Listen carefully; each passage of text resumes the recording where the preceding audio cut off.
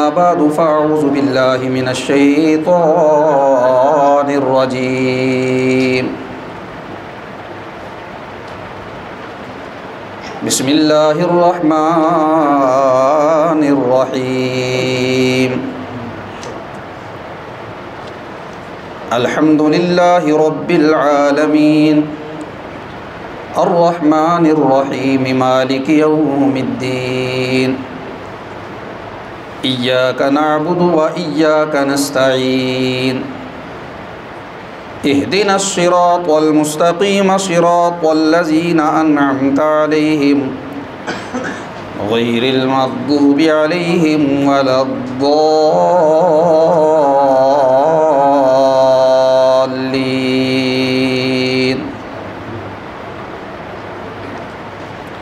सदक़ल्लाहुल अज़ीम। इन्नल्लाहा व मलाइकतहू युसल्लूना अलन नबी या अय्युहल्लज़ीना आमनू सल्लू अलैहि व सल्लिमू तस्लीमा। अल्लाहुम्मा सल्लि अला सय्यिदिना व मौलाना मुहम्मदिन व अला आलि मुहम्मद।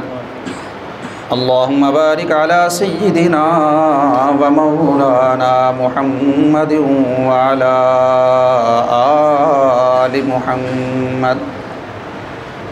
सुब्हान रब्बिका रब्बिल इज़्ज़ति अम्मा यसिफून व सलामुन अलल मुरसलीन वल्हम्दुलिल्लाहि रब्बिल आलमीन।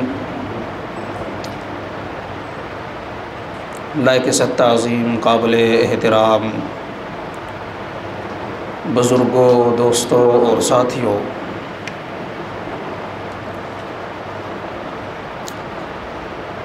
क़ुरान मजीद फ़ुरक़ान हमीद के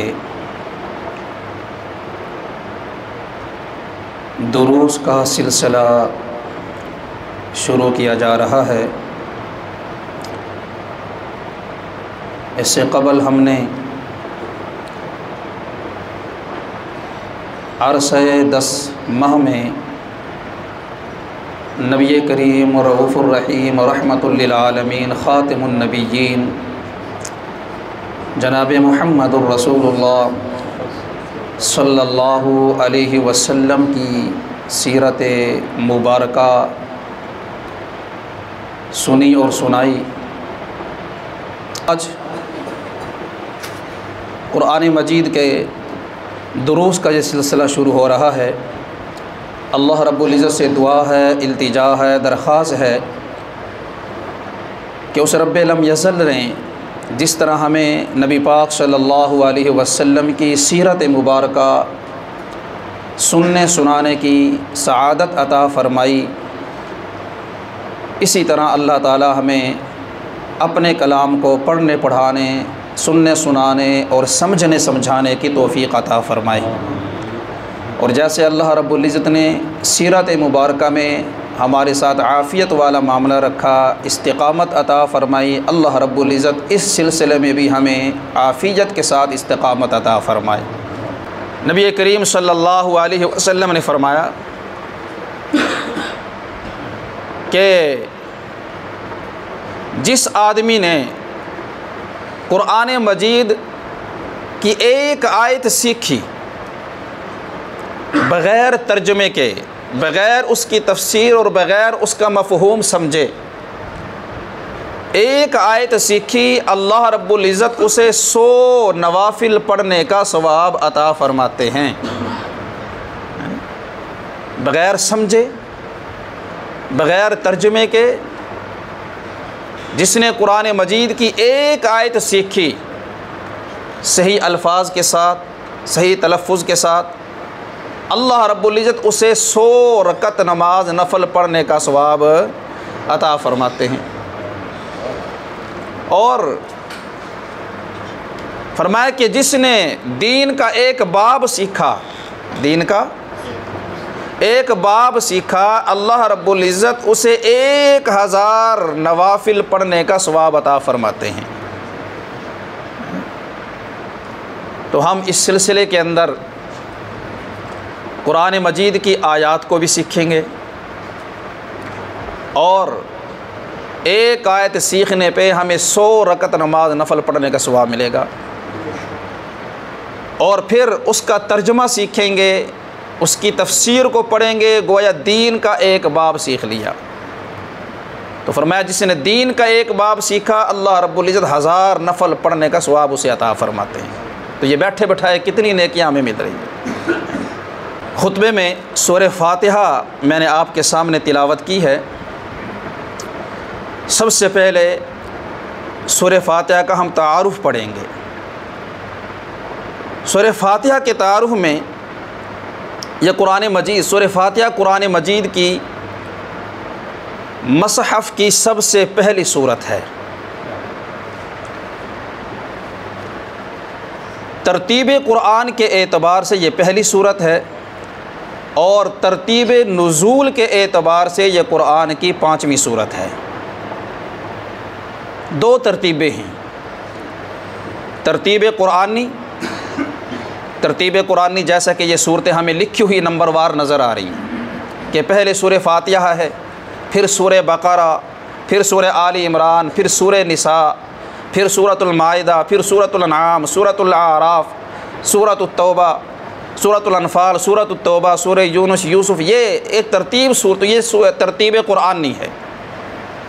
और एक है तरतीब नुज़ूली कि जिस तरतीब से ये सूरतें नाजिल हुई हैं वो और है।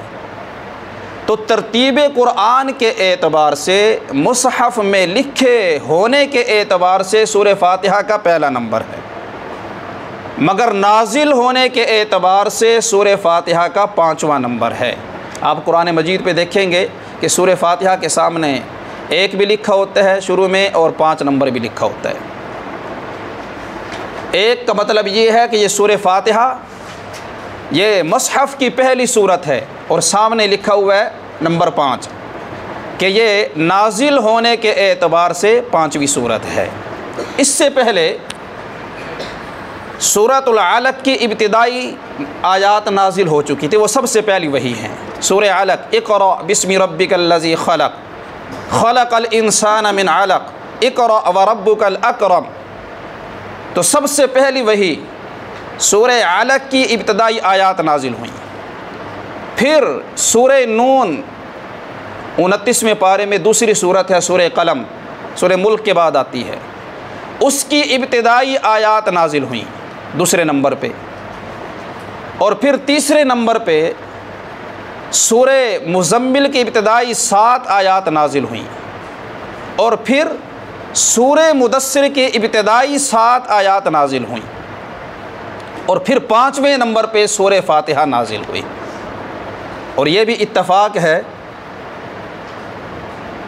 कि सूरह मुज़म्मिल की भी 7 आयात नाजिल हुई, सूरह मुदस्सिर की भी इब्तिदाई 7 आयात नाजिल हुई और सूरह फातिहा की भी 7 आयात हैं। तो सूरह फातिहा 5वें नंबर पे नाजिल हुई। तो तरतीब नुज़ूल के एतबार से सूरह फातिहा का 5वां नंबर है और तरतीब कुरान के एतबार से इसे तरतीब वज़ी भी कहते हैं, रखना। वज़ा का मान होता है रखना, यानी कुरान मजीद में रखने के एतबार से, लिखने के एतबार से सूरह फातिहा का पहला नंबर है। और सूरह फातिहा की ये भी खुसूसियत है, इसको ये भी एज़ाज़ हासिल है कि ये सबसे पहली वो सूरत है जो पूरी की पूरी नाजिल हुई है। इससे पहले तो सूरह अलक़ की 5 आयात नाजिल हुई, सूरह कलम की कुछ आयात नाजिल हुई, सूरह मुज़म्मिल और मुदस्सिर की कुछ आयात नाजिल हुई, मगर सूरह फातिहा वो पहली सूरत है जो मुकम्मल के मुकम्मल नाजिल हुई है। और ये जो तरतीब है सूरतों की कुरान मजीद के अंदर आप देखते हैं, ये तरतीब के सूरह फातिहा पहले, फिर सूरह बकरा, फिर सूरह आली इमरान, ये तरतीब भी कोई बंदों की बनाई हुई नहीं है कि असहाबे कराम रिज़वानुल्लाहि अलैहिम अजमईन ने अपनी तरफ से ऐसे लिख दिया होगा कि पहले सूरह फातिहा लिख देते हैं, फिर सूरह बकरा लिख देते हैं, फिर सूरह आल इमरान लिख देते हैं। नहीं, ये तरतीब भी तौक़ीफ़ी है, यानी ये तरतीब भी अल्लाह की बताई हुई है। नबी करीम सल्लल्लाहु अलैहि वसल्लम ने बज़ाते ख़ुद ये तरतीब बताई है और सहाबा इकराम रिज़वानुल्लाहि अलैहिम अजमईन से इस तरतीब पर लिखवाया है कि पहले सूरह फातिहा होगी, फिर उसके बाद सूरह बक़रा, फिर सूरह आल इमरान। ये सारी की सारी 114 सूरतों की जो तरतीब है ये बंदों की बनाई हुई नहीं है, बल्कि ये तरतीब तौक़ीफ़ी है, यानी अल्लाह की बनाई हुई तरतीब है। और फिर सिर्फ़ सूरतों की ही तरतीब ये हुजूर की बताई हुई नहीं है, बल्कि सूरतों के अंदर जो आयात हैं, अब आयात तो मुख्तलिफ़ मौक़े पे नाजिल हुई थी, कुछ आयात कब नाजिल हुई, कुछ आयात कब नाजिल हुई। सूरह बक़रा की 240 आयात हैं, तो ये इतनी ज़्यादा आयात मुख्तलिफ़ मौक़े पे नाजिल हुई हैं। तो ये फिर किस आयत को किस सूरत के अंदर रखना है, ये तरतीब भी अल्लाह की बताई हुई है। नबी पाक सल्लल्लाहु अलैहि वसल्लम ने बताया कि फ़लाँ आयत फ़लाँ सूरत के अंदर रखनी है, फ़लाँ आयत फ़लाँ सूरत के अंदर रखनी है। और फिर सूरतों के अंदर ये आयत रख तो दीगी, फिर कौन सी आयत पहले आएगी और कौन सी आयत बाद में आएगी, ये तरतीब भी बंदों की नहीं है, ये तरतीब भी अल्लाह की है। नबी पाक सल्लल्लाहु अलैहि वसल्लम ने बज़ाते ख़ुद फरमाया कि पहले ये आयत आएगी, फ़र्ज़ कर लें अल्हम्दुलिल्लाहि रब्बिल आलमीन, ये तो पूरी की पूरी सूरत इसी तरतीब से नाजिल हुई। अलिफ लाम मीम ज़ालिकल किताबु ला रैब फ़ीह, पहले ये आयत आएगी, फिर ये आयत आएगी, फिर ये आयत आएगी, फिर ये आयत आएगी। तो सूरतों की तरतीब भी अल्लाह और उसके रसूल की बताई हुई है, और किन आयात को किन सूरतों के अंदर रखना है यह भी अल्लाह और उसके रसूल का बताया हुआ है। कौन सी आयत पहले है, कौन सी आयत बाद में है, यह भी अल्लाह और उसके रसूल की बताई हुई है, बंदों की इसमें कोई तरतीब नहीं है। तो इस वक्त जिस तरतीब से ये मसहफ़ क़ुरआन हमारे सामने है, ये तरतीब अल्लाह और उसके रसूल सल्लल्लाहु अलैहि वसल्लम की बताई हुई है। उसके बाद आप सबसे पहले लफ्ज़ कुरान मजीद में देख रहे हैं सूरत, लफ्ज़ सूरत है, सीन पेश वासू राता सूरत। लफ्ज़ सूरत का माना क्या है? इसके दो माने हैं लुग़वी एतबार से। एक माना है मंज़लतुर रफ़ीआ, बुलंद मकाम, बुलंद मंज़ल। तो ये जो सूरत है ये भी एक बुलंद मकाम और बुलंद मंज़ल है। और दूसरा सूरत का माना होता है फसील शहर पना, महफूज शहर की दीवार। पुराने शहरों को आप जानते हैं, आपने देखा है कि जो पुराने शहर थे उनके इर्द गिर्द एक दीवार होती थी। ये भेरा हमारा पुराना शहर है, उसकी भी दीवार होती थी। तो पुराने शहरों की दीवार हुआ करती थी, उसे फसील शहर कहते हैं कि जिस दीवार ने शहर का अहाता किया होता है और जो शहर को अपनी पनाह के अंदर लेती है। तो सूरत का लुग़वी माना ये है फसील शहर पनाह, यानी शहर की दीवार, शहर पनाह की दीवार। तो सूरत को भी सूरत इसलिए कहते हैं कि जैसे उस दीवार ने पूरे शहर का अहाता किया होता है, इसी तरह सूरत ने भी अपने मज़मून का अहाता किया हुआ होता है। तो इस एतबार से सूरत को सूरत कहते हैं। लफ्ज़ सूरत के बाद अल-फातिहा इस सूरत का नाम है। सूरह फातिहा के बहुत से नाम हैं। तफ़सीर इत्क़ान के अंदर 25 नाम सूरह फातिहा के ज़िक्र किए गए हैं।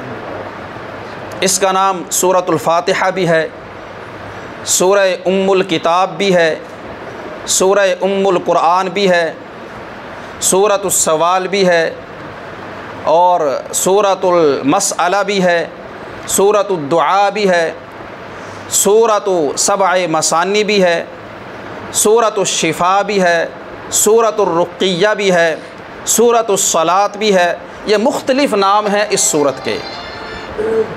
और ये कसीर नाम क्यों होते हैं? ये ज़्यादा नाम किसी चीज़ की मोहब्बत या किसी चीज़ की अज़मत व अहमियत पर दलालत करते हैं कि एक चीज़ के अगर ज़्यादा नाम हो तो ये उसकी अज़मत की दलील होती है, मोहब्बत की दलील होती है। आपने अपने घरों के अंदर देखा है कि कोई मासूम प्यारा सा बच्चा हो तो उसके मुख्तलिफ़ नाम होते हैं। कोई उसको मुन्ना कह रहा है, कोई मिट्ठू कह रहा है, कोई चांद कह रहा है, कोई लाडला कह रहा है, कोई प्यारा कह रहा है, कोई दुलारा कह रहा है। ये मुख्तलिफ़ नामों से उसको पुकारा जाता है कि उसकी जो मोहब्बत और प्यार दिल के अंदर है वो इतनी ज़्यादा है, इस कदर है कि उसको ज़ाहिर करने के लिए मुख्तलिफ़ नामों की ज़रूरत है। जैसे आप देखते हैं कि किसी डैम में या किसी दरिया में, समंदर में पानी ज़्यादा हो तो उसको निकालने के लिए एक दरवाज़ा काफ़ी नहीं होता। किसी जगह पे लोग ज़्यादा तादाद के अंदर जमा हो जाएं तो उनके निकलने के लिए एक दरवाज़ा काफ़ी नहीं होता, तो ज़्यादा दरवाज़े बनाए जाते हैं, ज़्यादा दरवाज़े रखे जाते हैं। तो इसी तरीके से किसी चीज़ के ज़्यादा नाम होना ये उस चीज़ की अज़मत की दलील होती है, उसकी बड़ाई की दलील होती है। नबी पाक सल्लल्लाहु अलैहि वसल्लम के आप नाम देख लें, आप अलैहिस्सलातु वस्सलाम के कितने नाम हैं, ये आपकी अज़मत की दलील। यानी अल्लाह को आपसे मोहब्बत इतनी है कि वो एक नाम से ज़ाहिर नहीं हो सकती थी, वो काफ़ी नहीं था, तो मुख्तलिफ़ नाम दिए गए। तो सूरह फातिहा इतनी अजीम सूरत है, इतनी बड़ी सूरत है कि इस सूरत का एक नाम काफ़ी नहीं था, तो इसके मुख्तलिफ़ नाम रखे। 114 सूरतों के नाम हैं। किसी का फातिहा नाम है, किसी का बकरा नाम है, किसी का आले इमरान नाम है, किसी का निसा नाम है। ये बात याद रखिए कि ये जितने भी नाम हैं ये नाम भी अल्लाह और उसके रसूल के रखे हुए हैं, ये भी बंदों के रखे हुए नहीं है। ये नहीं कि सहाबा इकराम रिज़वानुल्लाहि अलैहिम अजमईन में से किसी ने सूरह फातिहा का नाम ये रख दिया, किसी ने उम्मुल कुरान रख दिया, किसी ने उम्मुल किताब रख दिया, किसी ने सूरतुस सवाल रख दिया, शिफार। ऐसा नहीं है, बल्कि ये ख़ुद हुजूर के रखे हुए नाम हैं। और बसा औक़ात तो ऐसा होता है कि उसी सूरत के अंदर कोई लफ्ज़ आ रहा होता है तो उस लफ्ज़ को उठाकर पूरी सूरत का नाम जो है वो रख दिया जाता है।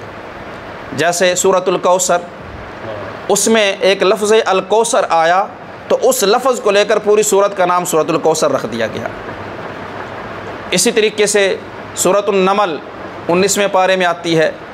नमल का मान होता है चिंटी, उसमें क्योंकि लफ्ज़ नमल आया, चिंटी का ज़िक्र आया, तो उस एक लफ्ज़ को लेकर पूरी सूरत का नाम रख दिया गया। और बसा औक़ात किसी सूरत में कोई ख़ास वाक़या बयान हुआ होता है, उस वाक़े को लेकर उस सूरत का नाम रख दिया जाता है। जैसे सूरह बकरा का माना है गाय, तो इस सूरत के अंदर और भी बहुत से वाक़यात बयान हुए हैं, मगर एक अल्लाह की कुदरत का एक ख़ास वाक़या बयान हुआ कि जो अल्लाह की कुदरत के ऊपर दलालत करता है, और वो गाय का वाक़या है कि अल्लाह रब्बुल इज़्ज़त ने अपनी कुदरत से कैसे एक मकतूल को ज़िंदा कर दिया था। तो उस वाक़े को लेकर पूरी सूरत का नाम सूरह बकरा रख दिया। इसी तरीके से सूरतुन नहल है। नहल का मान होता है शहद की मक्खी, 14वें पारे में है। तो उसमें जो है वो शहद की मक्खी का वाक़या बयान हुआ है, उसका ज़िक्र हुआ है, तो उसकी वजह से पूरी सूरत का नाम सूरतुन नहल रख दिया गया। और बहुत सी सूरतें ऐसी भी हैं कि जिनमें वैसा कोई लफ्ज़ नहीं आया या कोई ऐसा वाक़या बयान नहीं हुआ, महज अल्लाह रब्बुल इज़्ज़त की तरफ से उनका नाम जो है कोई मुतय्यन कर दिया गया है। जैसे सूरतुल फातिहा है, फातिहा का कोई लफ्ज़ इसके अंदर नहीं है, तो इसको फातिहा उम्मुल किताब क्यों कहते हैं? उम का मान होता है असल, जड़ और बुनियाद। तो ये सूरत क्योंकि पूरे कुरान की जड़ और बुनियाद है, तो इसलिए इसको उम्मुल किताब कहते हैं। और इसे उम्मुल कुरान भी कहते हैं। क्यों? इसलिए कि किरात की जड़ ये है कि कुरान शुरू यहाँ से होता है, किरात शुरू यहाँ से होती है, इसलिए इसको उम्मुल कुरान भी कहते हैं। और इस सूरत को सूरह सबअ मसानी भी कहते हैं। सबअ का माना होता है 7 और मसानी का माना है बार बार पढ़ा जाना। तो सबअ मसानी इसलिए कहते हैं क्योंकि इसकी 7 आयात हैं और इन 7 आयात को बार बार पढ़ा जाता है। आदमी नमाज की हर रकत के अंदर सूरह फातिहा को पढ़ता है। इन आयात को बार बार पढ़ा जाता है, दोहराया जाता है, इसलिए इस सूरत को सूरह सबअ मसानी भी कहते हैं और इस सूरत को सूरत उस-सला भी कहते हैं। नमाज की सूरत इसलिए कि इस सूरत को नमाज के अंदर पढ़ा जाता है और इस सूरत को सूरत उस-सवाल या सूरतुल मसअला भी कहते हैं, इसलिए कि इसके अंदर सवाल और मसअला बयान करने का अदब सिखाया गया है कि अल्लाह से सवाल कैसे करना है। देखें, जब हम किसी के पास जाते हैं कोई चीज़ मांगने के लिए, कोई सवाल करने के लिए, तो पहले क्या करते हैं? सबसे पहले उसकी तारीफ़ करते हैं कि जी आप बड़े सखी हैं, सखियों के ख़ानदान से हैं, जी माँ बाप भी आपके सखी थे, आप बड़े शरीफ हैं और बड़े जो है वो लोगों के साथ ताउन करने वाले हैं। तो जो भी अल्फाज हों तो उन अल्फाज के साथ उसकी तारीफ़ की जाती है। तारीफ़ करने के बाद फिर अपनी हाजत, अपनी ज़रूरत, अपना मसला, अपना सवाल उसके सामने रखा जाता है कि जी मेरा मसला है, मेरा ये मसला है, आप इसके अंदर ताउन फरमाएँ, मेरी मदद फरमाएँ। तो इस सूरत के अंदर अल्लाह रब्बुल इज़्ज़त ने सवाल करने का, मांगने का तरीक़ा सिखाया है कि जैसे तुम लोगों के पास जाके पहले उनकी तारीफ़ करते हो, अगर किसी से कोई मदद लेना हो, किसी को कोई ज़रूरत, कोई हाजत जो है वो तलब करना हो, फरमाया इसके तो अल्लाह रब्बुल इज़्ज़त से जब दुआ करनी हो तो उसका अदब भी और उसका तरीक़ा भी ये है कि पहले अल्लाह की हम्द व सना की जाए। चुनांचे पहले अल्लाह की तारीफ़ है, अल्हम्दुलिल्लाहि रब्बिल आलमीन अर्रहमानिर रहीम मालिक यौमिद्दीन। अल्लाह की तारीफ़ और मालिक यौमिद्दीन में अल्लाह की कुदरत का बयान, और फिर आदमी अपनी बेबसी को बयान करता है। लोगों के सामने भी जब जाता है तारीफ़ करने के बाद अपनी बेबसी को बयान करता है कि मेरे कोल तो कुछ है कोई नहीं, हम तो कुछ कर नहीं सकते, तो इसलिए आपकी ज़रूरत है। तो इय्याका नअबुदु व इय्याका नस्तईन, इस आयत में इंसान अपनी बेबसी बयान करता है कि या अल्लाह मैं तो बेबस हूँ, मैं तो आपकी इबादत करने वाला हूँ। इबादत का माना इंतहाई तज़ल्लुल, व इय्याका नस्तईन, और तुझ ही से हम मदद मांगते हैं। तो हम आपकी मदद के मोहताज हैं, आपकी कुदरत के हम मोहताज हैं। उसके बाद जब तारीफ़ भी हो गई, अपनी आजज़ी और बेबसी का इजहार भी कर दिया, तो फरमाया इहदिनस सिरातल मुस्तकीम, अब मसला अपने अल्लाह के सामने रखो। तो इसमें क्योंकि सवाल करने का, दुआ करने का और मसला सामने रखने का, पेश करने का अदब सिखाया गया, इसलिए सूरत को सूरह मसअला भी कहते हैं, सूरह सवाल भी कहते हैं, सूरतुद दुआ भी कहते हैं। और इस सूरत को सूरतुर रुक़िया भी कहा जाता है। रुक़िया का मान होता है झाड़ फूँक करना, दम करना। तो इस सूरत को पढ़ के क्योंकि दम किया जाता है, इसलिए इसको सूरतुर रुक़िया भी कहते हैं। बुखारी शरीफ का मशहूर वाक़या है, अस्हाब कराम रिज़वानुल्लाहि अलैहिम अजमाइन की एक जमात सफ़र पे थी। एक जगह से उनका गुज़र हुआ, एक कबीले के पास, बस्ती के पास उन्होंने पड़ाव डाला। तो जो बस्ती थी उनका सरदार जो है वो, उसको किसी चीज़ ने डस लिया या उसको कोई बीमारी थी, तो वो अस्हाब कराम रिज़वानुल्लाहि अलैहिम अजमाइन के पास आए और अर्ज़ की कि आप में से अगर कोई दम करने वाला है तो बराए मेहरबानी वो तशरीफ़ लाए और हमारे सरदार को दम कर दें। एक सहाबी गए, उन्होंने जाकर सूरह फातिहा पढ़कर उसको दम किया, अल्लाह ने शिफा अता फरमा दी। बदले में उन्होंने सहाबा इकराम रिज़वानुल्लाहि अलैहिम अजमईन को बकरियाँ इनायत फरमाई कि यह आपका हदिया है। चुनांचे जब वो सहाबी बकरियाँ लेकर दीगर साथियों के पास आए तो अब उनमें इख्तलाफ हो गया। दीगर सहाबा ने कहा कि यह बकरियाँ हमारे लिए हलाल नहीं हैं, तो जब तक हुजूर से हम मसला नहीं पूछ लेते उस वक़्त तक हम इनको इस्तेमाल नहीं कर सकते, ना इनका दूध पी सकते हैं, ना इनको जो है ज़िबा करके गोश्त खा सकते हैं। मदीना पहुँचे, नबी पाक सल्लल्लाहु अलैहि वसल्लम की बारगाह के अंदर मसला आया, या रसूलल्लाह इस तरह करके वाक़या पेश आया है कि सहाबी ने दम किया और उन्होंने बदले के अंदर जो है बकरियाँ दे दी, उनके बारे में अब क्या हुक्म है?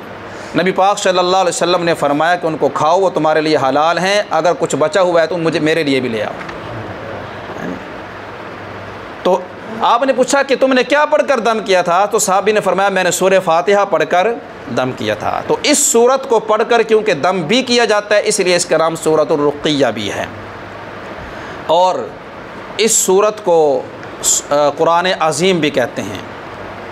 कुरान अज़ीम पूरी नबी पाक सल्लल्लाहु अलैहि वसल्लम ने बज़ाते ख़ुद इस सूरत को कुरान अज़ीम कहा है कि ये सूरत कुरान अज़ीम है, इसलिए कि पूरे कुरान के अंदर जितने जो है वो अहकाम बयान हुए और जितने उलूम बयान हुए, उन तमाम उलूम को इजमाली तौर पर इस सूरत के अंदर बयान कर दिया गया है। कितने उलूम हैं? 4 किस्म के उलूम कुरान मजीद के अंदर बयान हुए हैं। नंबर 1 इल्मुल उसूल, उसूल का इल्म। उसूल के अंदर 3 चीज़ें आती हैं। अल्लाह की ज़ात व सिफ़ात का बयान, नबी पाक सल्लल्लाहु अलैहि वसल्लम की नबुव्वत और रिसालत का बयान, और क़यामत का, आखिरत पर ईमान लाने का बयान। ये उसूल के अंदर चीज़ें आती हैं, तो इसको कहते हैं इल्मुल उसूल। और दूसरा इल्म जो कुरान मजीद के अंदर बयान हुआ, और सिर्फ़ कुरान मजीद में नहीं, दीगर आसमानी किताबों के अंदर भी यही 4 इल्म बयान हुए थे। नंबर 2 इल्मुल इबादात, इबादत का इल्म। और नंबर 3 इल्मुस सुलूक, यानी आमाल का शौक़ दिलाना, आमाल की रग़बत पैदा करना, आमाल पर खड़ा करना, इल्म सुलूक। और इल्मुल क़िसस, यानी वाक़यात का इल्म, वाक़यात का बयान, किस्सों का बयान। ये चारों के चारों उलूम जो तफसील से पूरे कुरान मजीद के अंदर बयान हुए हैं, अल्लाह रब्बुल इज़्ज़त ने इस सूरह फ़ातिहा के अंदर उनको इजमाली तौर पे बयान कर दिया है। अल्हम्दुलिल्लाहि रब्बिल आलमीन अर्रहमानिर रहीम मालिक यौमिद्दीन, इन 3 आयात में इल्मुल उसूल का बयान है। और इय्याका नअबुदु व इय्याका नस्तईन, इसमें इल्मुल इबादत का बयान है। इहदिनस सिरातल मुस्तक़ीम सिरातल लज़ीना अनअमता अलैहिम, इसमें इल्मुस सुलूक का बयान है। और गैरिल मग़दूबि अलैहिम वलद्दालीन, इस आयत के अंदर इल्मुल क़िसस, यानी पिछली उम्मतों के किस्से और वाक़यात का बयान है। वो लोग के जिन पर आपका गज़ब हुआ, और वो लोग जो रास्ते से भटक गए। अब वो कौन है? वो यहूदी है, वो ईसाई हैं। तफसील इंशाअल्लाह हम उनकी पढ़ेंगे। ये किसस का बयान। तो पूरे कुरान मजीद के अंदर जितने उलूम बयान हुए हैं, वो तमाम के तमाम उलूम इजमाली तौर पे अल्लाह ने सूरह फ़ातिहा के अंदर बयान कर दिए हैं, इसलिए इसको कुरान अज़ीम भी कहा जाता है। तो ये सूरह फ़ातिहा के मुख्तलिफ़ नाम हैं। आगे देखिए, लफ्ज़ सूरत को भी हमने पढ़ लिया, फ़ातिहा को भी पढ़ लिया। आगे लिखा मक्किया, किसी सूरत के आगे मक्किया लिखा होता है कि ये सूरत मक्की है, किसी सूरत के आगे मदनी लिखा होता है कि ये सूरत मदनी है। ये क्यों है कि ये सूरत मक्की है, ये मदनी है? किस वजह से सूरत मक्की होती है और किस वजह से सूरत मदनी होती है, इस बारे में मुख्तलिफ़ अक़वाल हैं। उनमें से एक कौल ये है कि जो सूरतें मदनी ज़िंदगी के अंदर नाजिल हुई, मक्की ज़िंदगी के अंदर नाजिल हुई, उन्हें मक्की कहा जाता है। और जो सूरतें मदनी ज़िंदगी के अंदर नाजिल हुई, उन्हें मदनी कहा जाता है। और एक कौल ये है कि जिस सूरत के अंदर मक्की आयात ज़्यादा हों उसको मक्की कहते हैं, और जिस सूरत में मदनी आयात ज़्यादा हों उसको मदनी कहा जाता है। और तीसरा कौल ये है, और यही राजे और सही कौल है, वो ये है कि हिजरत से पहले पहले किसी भी मकाम पे जितनी सूरतें नाजिल हुई, हिजरत से पहले अगर हुजूर मक्का में थे, मक्का में जो नाजिल हुई, मक्का के गिरदो नवाह के अंदर हुजूर थे, वहाँ पे नाजिल हुई, या आप शाम में थे, किसी और इलाके के अंदर थे, कहीं भी गए हुए थे, हिजरत से पहले पहले जो सूरतें नाजिल हुई उन्हें मक्की कहा जाता है। हिजरत के बाद जो सूरतें नाजिल हुई उन्हें मदनी कहा जाता है। तो ये 3 मशहूर अक़वाल हैं सूरतों के मक्की होने में और सूरतों के मदनी होने में। सूरह फ़ातिहा के फ़ज़ाइल, वैसे तो कुरान मजीद फ़ुरक़ान हमीद सारा के सारा अफजल है। कुरान मजीद की एक एक सूरत, कुरान मजीद का एक एक रुकू, कुरान मजीद की एक एक आयत, बल्कि कुरान मजीद का एक एक लफ्ज़ वो अफजल है, उसको फजीलत हासिल है, वो अज़ीम है। मगर फिर बाज़ सूरतों को बाज़ पर फजीलत हासिल है और बाज़ आयात को बाज़ आयात पर फजीलत हासिल है। मसलन जैसे सूरह फातिहा को फजीलत हासिल है, और इसी तरीके से सूरह बकरा, इसके बारे में नबी पाक सल्लल्लाहु अलैहि वसल्लम ने फरमाया कि जिस घर के अंदर सूरह बकरा पढ़ी जाती है शयातीन वहाँ पे दाखिल नहीं हो सकते। जिस घर में सूरह बकरा पढ़ी जाती है शयातीन वहाँ पे दाखिल, ये इसकी ख़ास फजीलत है। और भी फजीलतें हैं। इसी तरीके से सूरह इखलास के बारे में हुजूर ने फरमाया कि ये सुलूस कुरान है, यानी कुरान का 1/3 है कि जो बंदा एक मरतबा सूरह इखलास को पढ़ता है अल्लाह 1/3 कुरान का सवाब उसे अता फरमाते हैं। और सूरह काफिरून के बारे में फरमाया कि ये रुबा कुरान है कि जो बंदा एक मरतबा सूरह काफिरून को पढ़ता है अल्लाह उसे 1/4 कुरान का सवाब अता फरमाते हैं। और फरमाया कि सूरह तकासुर कि जो आदमी सूरह तकासुर को पढ़े, अल्हाकुमुत तकासुर हत्ता ज़ुरतुमुल मक़ाबिर, अल्लाह रब्बुल इज़्ज़त उसे 1000 आयात पढ़ने का सवाब अता फरमाते हैं। तो कितनी फजीलत है। सूरह यासीन के बारे में फरमाया कि यह कुरान का दिल है, और जो आदमी सूरह यासीन की तिलावत करता है उसके तमाम के तमाम दिन भर के तमाम कामों के अंदर किफ़ायत कर दी जाती है। सूरह कहफ के बारे में फरमाया कि यह फितनों से बचाने वाली है कि जो आदमी हर जुमा को सूरह कहफ की तिलावत करते हैं अल्लाह रब्बुल इज़्ज़त उसको दज्जाल के फितनों से महफूज रखेंगे। याद रखिए कि हर वो चीज़ जो आदमी को फितने में मुब्तला कर दे वो दज्जाल है। और ये जो ज़माना है ये दज्जल का ज़माना है। दज्जल क्या है? बहुत ज़्यादा झूठ बोलना, बहुत ज़्यादा धोखाधड़ी। और आज अल्लाह माफ़ फरमाए, आप देख लें कितना ज़्यादा झूठ है। तो अगर कोई बंदा ये चाहता है कि मैं इन फितनों से महफूज रहूं, इन गुमराहियों से महफूज रहूं, दज्जल फ़रेब से बचा रहूं, तो उसको चाहिए कि वह हर जुमे को सूरह कहफ की तिलावत किया करे कि अल्लाह रब्बुल इज़्ज़त इन छोटे छोटे दज्जालों से भी महफूज रखेंगे और बड़ा दज्जाल जो क़यामत के करीब आएगा अल्लाह उससे भी हिफाजत फरमाएंगे, उसके फितने से भी हिफाजत फरमाएंगे। और सूरह मुल्क के बारे में क्या फरमाया? फरमाया कि यह अज़ाब कब्र से बचाने वाली है कि जब फ़रिश्ते सवाल व जवाब करने के लिए आएंगे तो ये सूरह मुल्क सामने आ जाएगी और ये उनको जो है वो अज़ाब देने नहीं देगी फ़रिश्तों को। तो यह अज़ाब कब्र से बचाने वाली है। फरमाया कि जो बंदा इशा के बाद एहतमाम के साथ, पाबंदी के साथ, याद रखिएगा ये जो फ़ज़ाइल बयान किए जाते हैं और ये खुसूसियतें जो वज़ाइफ़ की बयान की जाती हैं, दुआओं की बयान की जाती हैं, सूरतों की बयान की जाती हैं, ये 1-2 दफ़ा पढ़ने से हासिल नहीं हुआ करते हैं। या कुछ दिन पढ़ लिया, कुछ दिन छोड़ दिया, फिर कुछ दिन पढ़ लिया, फिर कुछ दिन छोड़ दिया, इस तरह पढ़ने से भी ये इनके फ़ज़ाइल हासिल नहीं होते। इनकी बरक़ात को अगर कोई बंदा हासिल करना चाहता है तो उसे चाहिए कि वो एहतमाम और पाबंदी के साथ और पूरे दिल के यकीन के साथ पढ़े, तो फिर वो बरक़ात और अनवारात हासिल होंगे। तो इनको एहतमाम के साथ पाबंदी, जिस तरह आदमी पाबंदी के साथ खाना खाता है और वो उसको भूलता नहीं है, इसी तरीके से हमें ये मौका ब मौका की सूरतें नहीं भूलनी चाहिए।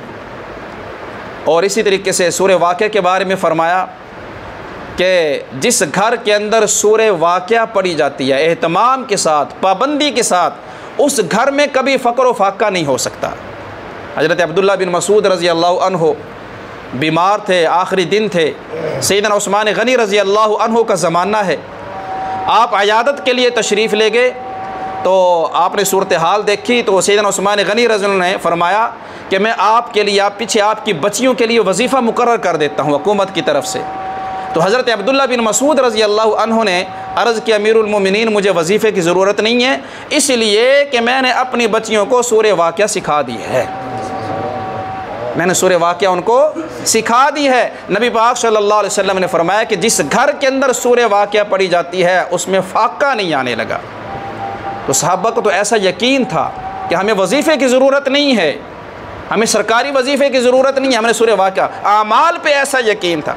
नबी पाक सल्लल्लाहु अलैहि वसल्लम ने अपनी औलाद और असहाबे कराम रिज़वानुल्लाहि अलैहिम अजमईन का जो यकीन बनाया वो माल पे नहीं बनाया, आमाल के ऊपर बनाया था। मशहूर वाक़या है कि बीबी फ़ातिमा रज़ी अल्लाह अन्हा ग़ुलाम लेने के लिए गई, बंदे मौजूद थे, वापस आ गई। रात को हुज़ूर तशरीफ़ लाए, बेटी आप आई थी, क्या मसला था? तो अर्ज़ की कि हज़रत अली ने मुझे भेजा था कि कुछ ग़ुलाम आए हैं, आप भी जाके ले लें। तो आपके पास लोग बैठे हुए थे तो मुझे शर्म आई। नबी पाक सल्लल्लाहु अलैहि वसल्लम ने ये नहीं फरमाया कि इसमें ये कौन सी बात है, अभी मैं फ़लाँ बंदे से लेके आपको दे देता हूँ। फरमाया कि नहीं, हुज़ूर ने फरमाया कि इससे अच्छी चीज़ ना तुम्हें बताऊँ, क्या इससे अच्छी चीज़ ना मैं तुम्हें बताऊँ? फरमाया कि रात को सोने से पहले 33 मरतबा सुबहान अल्लाह, 33 मरतबा अल्हम्दुलिल्लाह और 34 मरतबा अल्लाहु अकबर पढ़ लिया करो, ये ग़ुलामों से बेहतर है। तो हुज़ूर अलैहिस्सलाम ने अपनी औलाद का और असहाबे कराम का जो जहन बनाया वो आमाल के ज़रिए से लेने का बनाया कि आमाल के ज़रिए से हम अल्लाह ताला से मांगें, माल और असबाब के ऊपर जहन और यकीन नहीं बनाया। तो फरमाया कि मैंने सूरह वाक़िया सिखा दी है। तो बाज़ सूरतों को बाज़ सूरतों पर फजीलत हासिल है और इसी तरीके से बाज़ आयात को बाज़ आयात पर फजीलत हासिल है। मसलन आयतुल कुर्सी है, इसकी फ़जीलत आप सुनते रहते हैं, कितनी अजीम आयत है ये कुरान मजीद की एक आयत है।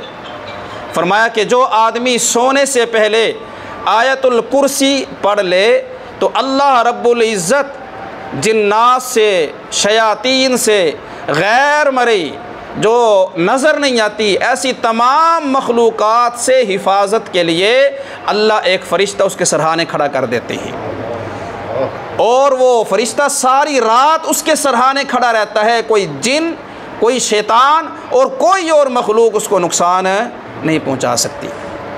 और फरमाया कि जो हर फ़र्ज़ नमाज के बाद आयतुल कुर्सी की तिलावत कर ले तो फरमाया उसके दरमियान और जन्नत के दरमियान सिर्फ मौत का फ़ासला है। ये भी कब है? जब आदमी एहतमाम के साथ, पाबंदी के साथ, दिल के यकीन के साथ इन चीज़ों को पढ़े। तो आयतुल कुर्सी की फ़जीलत इसी तरीके से जो है वो फरमाया सूरतुल हशर की जो आखिरी आयत है, आखिरी 3 आयत, हुवल्लाहुल्लज़ी ला इलाहा इल्ला हुवा आलिमुल गैबि वश्शहादा हुवर रहमानुर रहीम, ये 3 आयत हैं आखिरी। फरमाया कि जो बंदा सूरह हशर की आखिरी 3 आयत को सुबह के वक़्त पढ़ ले 70,000 फ़रिश्ते शाम तक उसके लिए मग़फ़िरत की दुआ करते हैं और अगर उस दिन के अंदर उसका इंतकाल हो जाए, वो फ़ौत हो जाए तो शहादत की मौत नसीब होती है।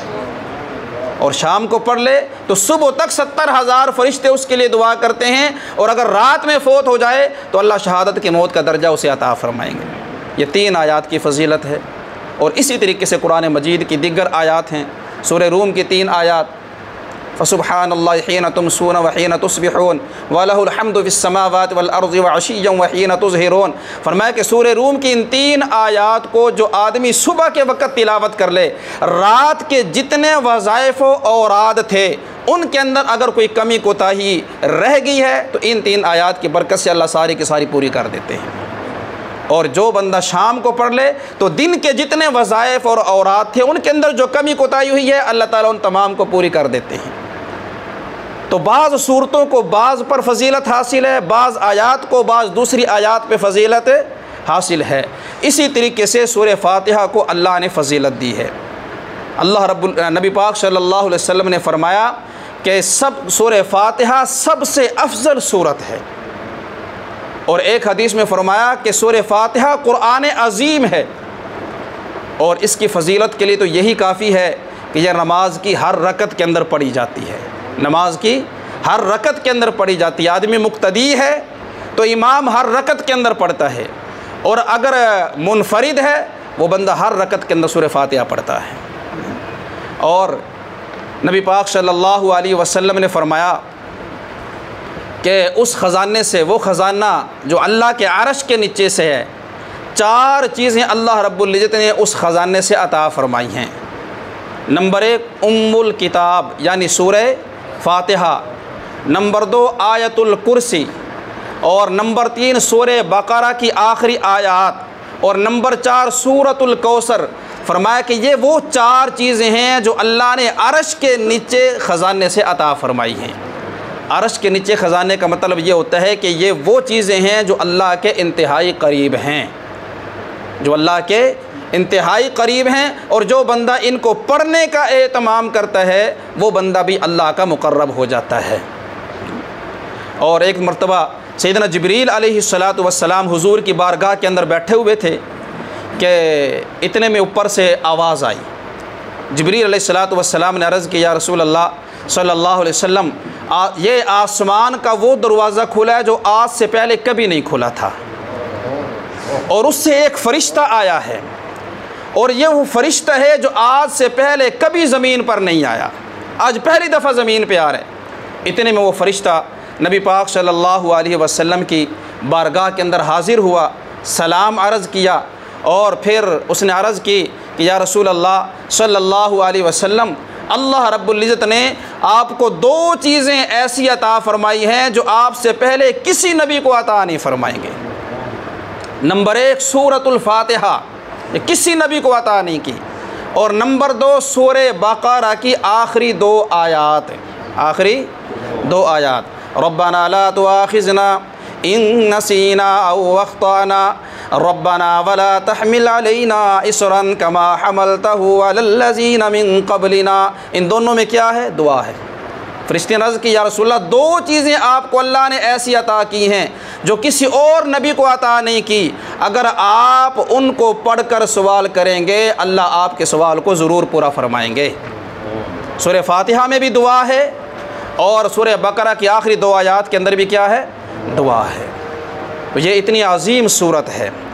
तो जब हम क़िरात शुरू करते हैं तो सबसे पहले क्या पढ़ते हैं? आऊज़ु बिल्लाहि मिनश्शैतानिर रजीम, इसको तअव्वुज़ कहते हैं, और बिस्मिल्लाह को तस्मिया कहते हैं। आऊज़ु बिल्लाह पढ़ते हैं, फिर बिस्मिल्लाह पढ़ते हैं। ये क़ुरआन मजीद की क़िरात की खुसूसियत है कि इसको शुरू करने से पहले तअव्वुज़ का पढ़ना ज़रूरी है, और इसका हुक्म अल्लाह रब्बुल इज़्ज़त ने कुरान मजीद सूरह नहल 14वें पारे के अंदर दिया है। इलाहुल आलमीन ने फरमाया, फ़इज़ा क़रअतल क़ुरआन फ़स्तइज़ बिल्लाहि मिनश्शैतानिर रजीम। फरमाया कि जब आप क़िरात शुरू करें, फ़इज़ा क़रअतल क़ुरआन, और जब आप कुरान की क़िरात शुरू करें, फ़स्तइज़ बिल्लाहि मिनश्शैतानिर रजीम, तो शैतान मरदूद से अल्लाह की पनाह मांग लिया करें। चुनाचे जब भी आप क़िरात शुरू करें, कुरान पढ़ना शुरू करें, तो आऊज़ु बिल्लाह पढ़ना ज़रूरी है। जब आप किसी मकान के अंदर जाते हैं, कोई मकान लेते हैं, उसमें दाखिल होते हैं, तो ऐसे ही नहीं दाखिल हो जाते हैं, बल्कि उस मकान में रहाइश इख्तियार करने से पहले, दाखिल होने से पहले उसकी सफाई सुथराई करते हैं। उसके अंदर कोई सुराख है उनको बंद करते हैं, कोई टूट फूट है तो उसकी जो है मुरम्मत करवाते हैं, और फिर उसकी ज़ैब व ज़ीनत का एहतमाम करते हैं। कोई पेंट करने वाला है, रंगो रोगन करने वाला है, कोई चुन्ना सफ़ेदी करने वाली है, उसका एहतमाम करते हैं। उसके बाद आप वहाँ पर रहाइश इख्तियार करते हैं। तो फरमाया कि जब तुम कुरान में दाखिल होने लगो, कुरान की क़िरात करने लगो, तो पहले आऊज़ु बिल्लाह पढ़कर शैतान के वसाविस से अपने आप को महफूज कर लिया करो, और फिर बिस्मिल्लाह पढ़कर ज़ैब व ज़ीनत इख्तियार कर लिया करो। अपने दिल को आऊज़ु बिल्लाह पढ़ के दिल की सफाई कर ली, और फिर बिस्मिल्लाह पढ़कर दिल को सजा लिया। उसके बाद जो है आप क़िरात को शुरू करें। शैतान ये बड़ा अय्यार है, जैसे ही इंसान नेकी का इरादा करता है ये दरमियान में कूद पड़ता है। जब तक आप नमाज़ पढ़ना शुरू नहीं करते उस वक़्त तक इसे कुछ नहीं होता, लेकिन जैसे ही आप नमाज के अंदर दाखिल होते हैं फ़ौरन ये वसवसे डालने के लिए आ जाता है, और वो बातें भी याद करा देता है जो हमें पहले सदियों से याद नहीं आ रही होती। दुकान का हिसाब किताब भी याद आ रहा है, और फ़लान पैसे देते हैं वो भी उन याद आमदे पे, और फ़लाँ से फ़लाँ बात की थी वो भी अब याद आ रही है, औरत को अब याद आ रहा है कि मैं तो नंबर क्यों को नहीं पाया अंडी। तो इस तरह के वसवसे नबी पाक सल्लल्लाहु अलैहि वसल्लम ने फरमाया कि ये दिल के करीब बैठा हुआ है, अपने सूंड को इंसान के दिल के ऊपर रखे हुए है, इंजेक्ट किए हुए है, और जब ये इंसान के दिल को अल्लाह की याद और अल्लाह के ज़िक्र से गाफिल पाता है तो फ़ौरन वसवसे डालना शुरू कर देता है। तो जब हम कुरान की तिलावत शुरू करने लगें तो ज़रूरी है कि शैतान मरदूद से हम क्या मांग लें, पनाह मांग लें, ताकि उसके वसाविस से हम महफूज हो सकें, उसकी शरारत से हम महफूज हो सकें कि वो कुरान मजीद, फ़ुरक़ान हमीद और दीगर जितनी भी इबादत हैं उनके अंदर वसवसे ना डाल सकें। और ये आऊज़ बिल्लाह कुरान की क़िराअत के साथ ख़ास है कि जब आप क़िराअत करते हैं तब आऊज़ बिल्लाह पढ़ें। बाकी जितने भी आप काम करते हैं उससे पहले बिस्मिल्लाह पढ़नी चाहिए, उससे पहले आऊज़ बिल्लाह नहीं है। आप बयान करने लगे हैं, तकरीर करने लगे हैं, कोई और काम करने लगे हैं, दुरूद पाक पढ़ने लगे हैं, उनसे पहले बिस्मिल्लाह है, मगर कुरान की क़िराअत से पहले आऊज़ बिल्लाह है। और जब आप नमाज के अंदर पढ़ते हैं तो नमाज की पहली रकत के अंदर तो आऊज़ बिल्लाह पढ़ेंगे, फिर बाकी जितनी रकात हैं उनके अंदर जब सूरह फातिहा पढ़ी जाएगी तो सिर्फ बिस्मिल्लाह पढ़ी जाएगी, फिर आऊज़ बिल्लाह नहीं पढ़ी जाएगी। इसलिए कि ये क़िराअत का तसलसल है। जब आपने एक दफ़ा क़िराअत शुरू कर दी है, आऊज़ बिल्लाह पढ़ के शुरू कर दी है, तो उसके बाद अगर कुछ देर के लिए आप वक्फ़ा लेते हैं, कुरान बंद कर दिया, आपने पानी पीना था, कुरान बंद कर दिया, आपने कोई बात करनी थी, आप दोबारा शुरू करते तो बिस्मिल्लाह से शुरू करें। तो फरमाया आऊज़ु बिल्लाहि मिनश शैतान। शैतान का कुरान मजीद फ़ुरक़ान हमीद के अंदर शैतान के मुख्तलिफ़ नाम आए। यह शैतान का लफ्ज़ भी आया है और इबलीस का लफ्ज़ भी आया है। अल्लाह ने इसको शैतान भी कहा है, इन्न शैतान लिल इंसान अदुव्वुम मुबीन, के शैतान जो है वो इंसान का खुला दुश्मन है। और इसके लिए इबलीस का लफ्ज़ भी अल्लाह ने इस्तेमाल किया है। इसका असल नाम है अज़ाज़ील। क्या नाम है? अज़ाज़ील। इसको इबलीस क्यों कहते हैं? इबलीस इसलिए कहते हैं, इबलीस का मान होता है मायूस होना, क्योंकि ये अल्लाह की रहमत से मायूस हो चुका है, इसलिए इसको इबलीस कहते हैं। और शैतान क्यों कहते हैं? शैतान के दो मानी हैं लफ्ज़ शैतान के, और इसके दो मादे हैं। अगर ये लफ्ज़ शैतान शाताना से हो, शीन त्वा और नून, शाताना, तो फिर इसका मान होता है तबाअदा, दूर होना। तो शैतान को शैतान इसलिए कहते हैं कि ये अल्लाह की रहमत से दूर हो चुका है, इसलिए इसको क्या कहते हैं? शैतान कहते हैं। और अगर ये हो शाता यशूत उसे, यानी इसके मादे में शीन वाव और ता आए, पहला था शीन त्वा और नून, दूसरा मादा ये है कि शीन वाव और ता। और अगर शीन वाव और ता से हो शाता यशूत उसे, फिर इसका माना होता है हसद और गुस्से की आग में जलना। तो ये भी क्योंकि इंसान से आदम अलैहिस्सलातु वस्सलाम से हसद करता है और उस हसद और बुग़्ज़ और गुस्से की आग के अंदर जल रहा है, इसलिए इसको शैतान कहते हैं। जैसे कि एक हदीस में नबी पाक सल्लल्लाहु अलैहि वसल्लम ने फरमाया, इन्नल हसद शैतानुन वल गज़ब शैतानुन, कि हसद भी शैतान है और गुस्सा भी शैतान है। तो शैतान का मान होता है हसद की आग में जलना, कुड़ना, बुग़्ज़ गुस्से की आग में जलना। तो ये क्योंकि हसद और गुस्से की आग में जल रहा है, तो इसलिए इसको क्या कहते हैं? शैतान कहते हैं। तो फरमाया आऊज़ु बिल्लाहि मिनश शैतानिर रजीम, मैं पनाह में आता हूँ अल्लाह की शैतान मरदूद से। रजीम इसकी सिफ़त है, शैतान इसका नाम, रजीम इसकी सिफ़त। मरदूद, रजीम का माना है मरदूद, जो रद्द किया हुआ है, अल्लाह की रहमत से धुतकारा हुआ है, अल्लाह की बारगाह से धुतकारा हुआ है, अल्लाह की रहमत से दूर किया हुआ है। तो चुनांचे उलमा फरमाते हैं कि ये सिफ़त जिस बंदे के अंदर भी पाई जाएगी या जिस चीज़ के अंदर भी पाई जाएगी, बंदे को चाहिए कि वह उससे भी दूर रहे और उन आमाल से, उन अफ़आल से भी दूर रहे जिनके अंदर ये सिफ़त पाई जाती है कि जो अल्लाह की रहमत से धुतकारे हुए हैं, जिनके ऊपर अल्लाह की लानत है। ऐसे बंदों के ऊपर भी अल्लाह की लानत है, ऐसे काम भी हैं जिनके ऊपर अल्लाह की लानत है। तो बंदे को चाहिए कि उन तमाम कामों से भी दूर रहे। तो सिर्फ़ खाली बंदा आऊज़ु बिल्लाह पढ़ ले, उससे शैतान के वसवसे से महफूज नहीं हो सकता, बल्कि बंदे ने अपने आप कोशिश करनी है कि मैं उन कामों से अपने आप को बचाऊं ताकि मैं शैतान से महफूज रह सकूं। लेकिन अल्लाह माफ़ फरमाए, हमने तो अपने आप को जो है शैतान के सामने फ़ुटबॉल बनाकर फेंका हुआ है, बाज़ीचे अतफ़ाल बनाया हुआ है। वो जैसे चाहता है हमें इस्तेमाल करता है, जैसे चाहता है, जिस तरफ चाहता है हमें चला कर ले जाता है, और जिस तरीके से चाहता है हमें ठोक कर मार देता है। हम तो उसके हाथों में खिलौना बने हुए हैं। हमने खिलौना नहीं बनना, बल्कि अपने आप को शैतान से बचाएं, बाज़ीचे अतफ़ाल बनने से बचाएं, फुटबॉल बनने से बचाएं। जब हम बचाएंगे तो फिर अल्लाह रब्बुल इज़्ज़त की पनाह भी आएगी, अल्लाह रब्बुल इज़्ज़त की मदद भी आएगी। इसके बाद हम पढ़ते हैं बिस्मिल्लाहिर्रहमानिर्रहीम। शुरू करता हूँ मैं अल्लाह के नाम से जो बड़ा ही मेहरबान और नहायत रहम करने वाला है। नबी पाक सल्लल्लाहु अलैहि वसल्लम ने फरमाया कुल्लु अम्रिन ज़ी बालिन लम युब्दा बि बिस्मिल्लाह फहुवा अक्ता, कि हर वो ज़ी शान काम कि जिसे बिस्मिल्लाह से शुरू ना किया जाए वो दुम बुरीदा होता है, यानी नाकिस होता है। जैसे कोई जानवर अगर उसकी दुम ही ना हो तो वो कितना अजीब लगेगा, वो नाकिस होता है। इसी तरीके से वो काम कि जिसके शुरू में बिस्मिल्लाह ना पड़ी गई हो वो काम भी नाकिस होता है, यानी बेबरकता होता है। आप वज़ू कर रहे हैं, वज़ू से पहले अगर आपने बिस्मिल्लाह नहीं पढ़ी, वज़ू तो आपका हो जाएगा, मगर वज़ू बिस्मिल्लाह पढ़ने से वज़ू पर जो अनवार व बरक़ात हासिल होने थे वो आपको हासिल नहीं होंगे। अल्लाह का नाम लेने से जो अनवार व बरक़ात हासिल होने थे वो हासिल नहीं होंगे। और बिस्मिल्लाह में इसमें अल्लाह है, याद रखिए ये इसमें अल्लाह अल्लाह का ज़ाती नाम है। अल्लाह के कुछ ज़ाती नाम और कुछ सिफ़ाती नाम हैं।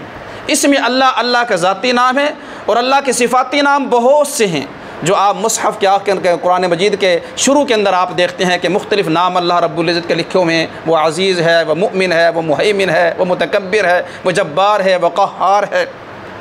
तो ये अल्लाह के तमाम सिफ़ाती नाम हैं।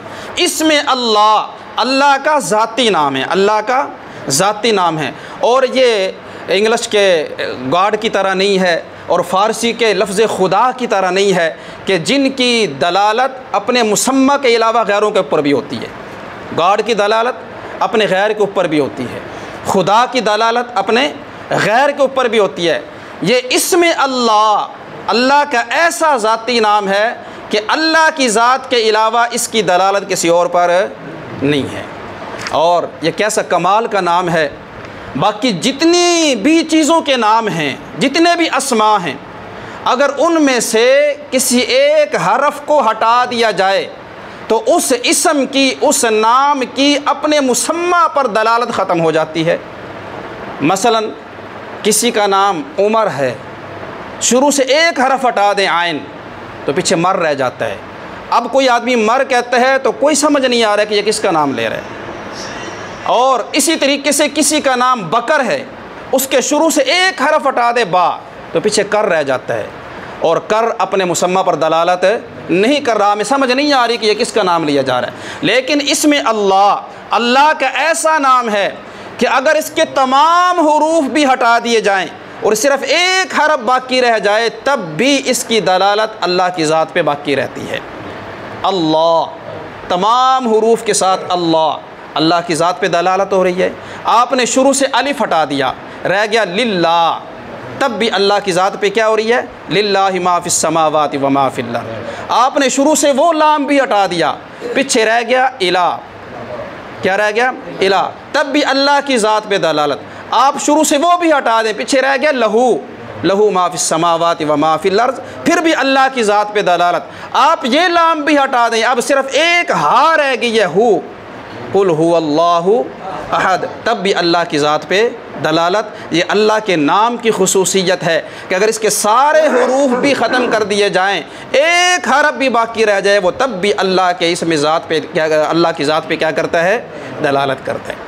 यही वजह है कि उलमा फरमाते हैं कि यही इसमें अल्लाह इसमें आज़म है, अल्लाह का इसमें आज़म है। वो इसमें आज़म कि जिसके ज़रिए से जब दुआ की जाए तो अल्लाह उस दुआ को ज़रूर कबूल फरमाते हैं, जब सवाल किया जाए तो अल्लाह उस सवाल को ज़रूर पूरा फरमाते हैं।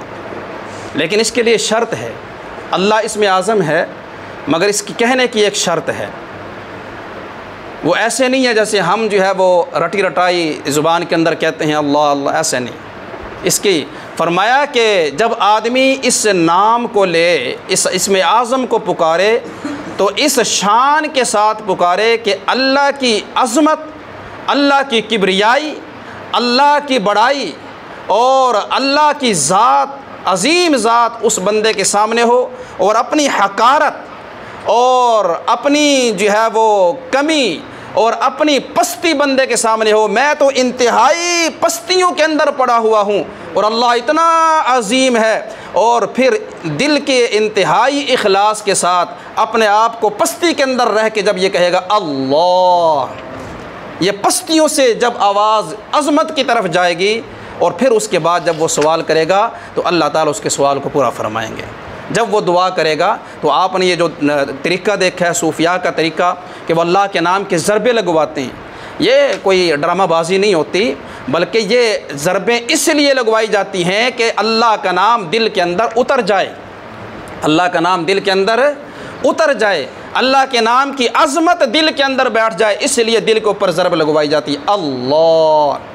तो आदमी जब भी अल्लाह का नाम पुकारे तो इस इस्तेहज़ार के साथ पुकारे कि मैं इंतहाई कमतर हूँ, मैं इंतहाई घटिया, मैं इंतहाई ज़लील, मैं पस्तियों के अंदर गिरा हुआ इंसान, और अल्लाह अज़ीम ज़ात, अल्लाह सबसे बड़ी ज़ात, सबसे ज़्यादा अज़मत वाली ज़ात। इस इस्तेहज़ार के साथ जब वो दिल से अल्लाह कहेगा, उसकी ज़ुबान के साथ जब उसका दिल भी बोलेगा, तो उसके बाद अल्लाह की रहमत जोश के अंदर आती है। फिर जब वो सवाल करता है तो अल्लाह ताला उसके सवाल को पूरा फरमाते हैं। लेकिन फिर भी अल्लाह रब्बुल इज़्ज़त इंसान की मसलहत पर नज़र फरमाते हैं। हर बात तो माँ बाप भी पूरी नहीं करते।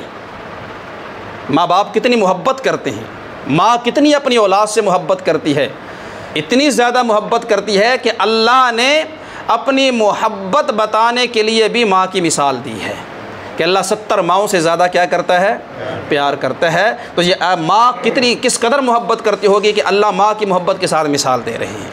मगर वो माँ भी अपने बच्चे की तमाम तर बातें पूरी नहीं करती कि जो उसने मुंह से निकाला उसको पूरा कर दे।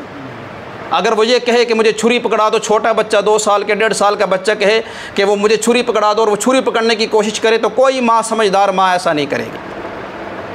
और अगर वो आग के अंगारे की तरफ बढ़े, चूल्हे की तरफ बढ़े, तो कोई माँ जो है उसको आग का अंगारा और चूल्हा जो है पकड़ने नहीं देगी। तो माँ भी मसलहत पे नज़र रखते हुए चीज़ें उसको देती है जो उसके फ़ायदे के लिए है, उसकी उम्र के हिसाब से, उसकी अक़ल के हिसाब से जो उसने मांगा है। अगर वो उसकी अक़ल के हिसाब से, उसकी उम्र के हिसाब से और उसकी सेहत के एतबार से उसके लिए बेहतर और मुफीद है, तो वालिदैन वो चीज़ लेके देते हैं। और जो चीज़ उनकी दानिश में, उनकी समझ के अंदर बच्चे के लिए ठीक नहीं है, वो उसको लेकर नहीं देते। तो अल्लाह तो 70 माँओं से ज़्यादा प्यार करता है। तो इसलिए बंदे तो नासमझ हैं, बंदों को तो अपने अच्छे बुरे का पता नहीं है, तो वो तो हर चीज़ अल्लाह ताला से मांग लेते हैं, दुआएं कर लेते हैं, तो अल्लाह रब्बुल इज़्ज़त ज़रूर पूरा फरमाते हैं, मगर लोगों की मसलहत पे नज़र रखते हुए कि इस वक्त इनके लिए बेहतर क्या है। और अगर कोई चीज़ हमारे हक़ के अंदर बेहतर ना हो, अल्लाह रब्बुल इज़्ज़त उसे अपने पास स्टोर कर लेते हैं, ज़ख़ीरा कर लेते हैं। तो ये अल्लाह रब्बुल इज़्ज़त दुआ ज़रूर कबूल फरमाते हैं। फरमाया बिस्मिल्लाह, आगे फरमाया अर्रहमान अर्रहीम। ये अल्लाह की 2 सिफ़तें हैं, रहमान और रहीम। जब आदमी किसी को किसी सिफ़त से पुकारता है ना, तो उसकी मोहब्बत जो है वो जोश के अंदर आती है।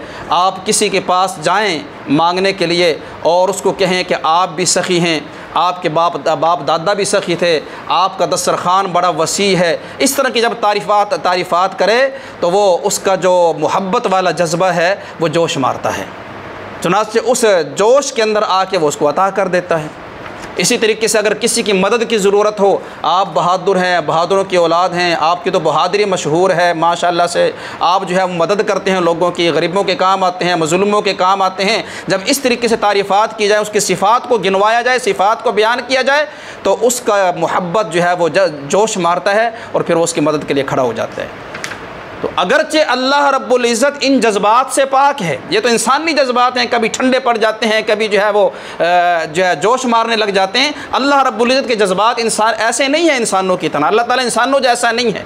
मगर जब अल्लाह रब्बुल इज़्ज़त की सिफ़ात को बयान किया जाता है, अल्लाह आप तो बड़े रहमान हैं, ए अल्लाह आप तो बड़े रहीम हैं, तो जब अल्लाह की सिफ़ात को पुकारा जाता है, अल्लाह की सिफ़ात के साथ जब अल्लाह को याद किया जाता है, तो अल्लाह की रहमत जोश मारती है और फिर बंदा जो मांगते हैं अल्लाह ताला उसे वो अता फरमाते हैं। उस रहमत जोश के अंदर फिर जो है अल्लाह रब्बुल इज़्ज़त को वो अता फरमाते हैं। बाकी बात इंशाअल्लाह जो है वो आइंदा दर्स के अंदर अर्ज़ की जाएगी। जो कुछ बयान हुआ अल्लाह अपनी बारगाह के अंदर कबूल फरमाए। वाखिरु दावाना अनिल हम्दुलिल्लाहि रब्बिल आलमीन। दुआ फरमाए जी जी जी। और ये मशवरा भी दे दें कि ये दिन ठीक है या